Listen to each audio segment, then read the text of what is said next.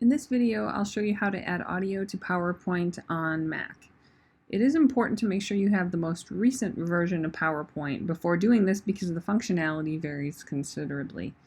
If you are a UWEC student, staff member, or faculty, you can download it for free on your personal computers by going to office365.uwec.edu. It'll prompt you to log in and do dual authentication. And once you're in, up on the top right, you can click on Install Office. And the key is that you have the Office 365 version in order to use the functionality that I'll be showing you.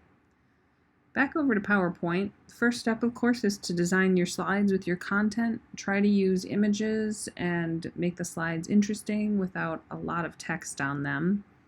And when your slides are all designed and you're ready to add audio, go to the Slideshow tab. Now there is another way to add audio under Insert and Audio. I do not recommend doing it this way because this will not time the slides to move automatically with your narration. So instead, go to Slideshow and record Slideshow. Now it does start recording automatically when you get in here, which is usually disconcerting, and if you weren't ready for that, you can click this little refresh button and it will let you start over. So here's the timing for the current slide, here's the time for the whole presentation, which is handy, so you can keep an eye on how long you're talking. One thing that I love about audio in PowerPoint is that it records it slide by slide. So if you make a mistake on one slide, you can record it multiple times until you get a good version. And then you can go on to the next slide and record that one, rather than having to record a long session that might contain more mistakes.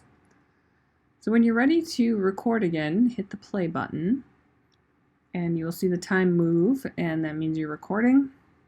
So when you're speaking, basically speak from your slides like you would if you were face-to-face, provide elaboration on the material there, and try to avoid just reading what's on the slide.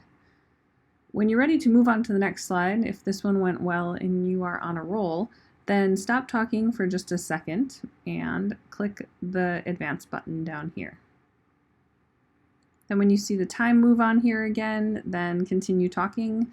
The reason I mention that is since it does record audio slide by slide, if you continue talking as you're changing slides, there'll be a small cut in between, which could be disconcerting.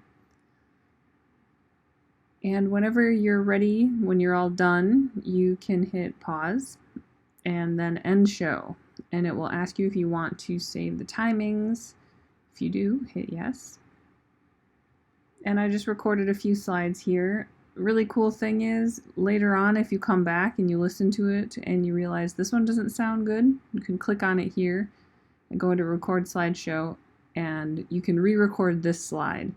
And if you just want to record this one, make sure to hit pause and then end show before going on to another slide. If you want to listen to the audio again, you'll see there's a speaker down here. I tend to accidentally mute it when I try to listen to it here. So one tip that I have is just to put it in presenter or slideshow mode down here, or under the slideshow tab, play from start, and then you can listen back to what you've recorded. When your PowerPoint is all done and ready to go, what I recommend doing is under the File tab, exporting it as a video. So rather than giving out the PowerPoint file, that can sometimes be problematic for people. They have to know how to work it. They might not realize there's audio. It can be a really big file. But if you export it and share it through Canvas or Kaltura as an mp4, then people will be able to more reliably watch your video. This is definitely recommended for instructors because if you have students with disabilities in your class, then we can easily caption these videos for you.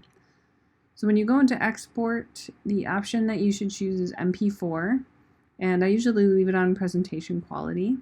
If you notice that it is being very slow to export, you might want to try internet quality instead, and then click on export. I've already done this once, so I'm just going to replace it.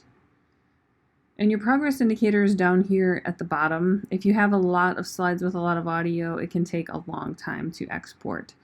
A really cool thing is if you record a whole presentation with a whole bunch of slides and you realize it's really long, you can actually break this into separate PowerPoint presentations. So what I would do is save as and call it part 2 or something, and then delete the first slides from part 2, go back into part 1, and delete the second half. So you have 2 shorter chunks, basically.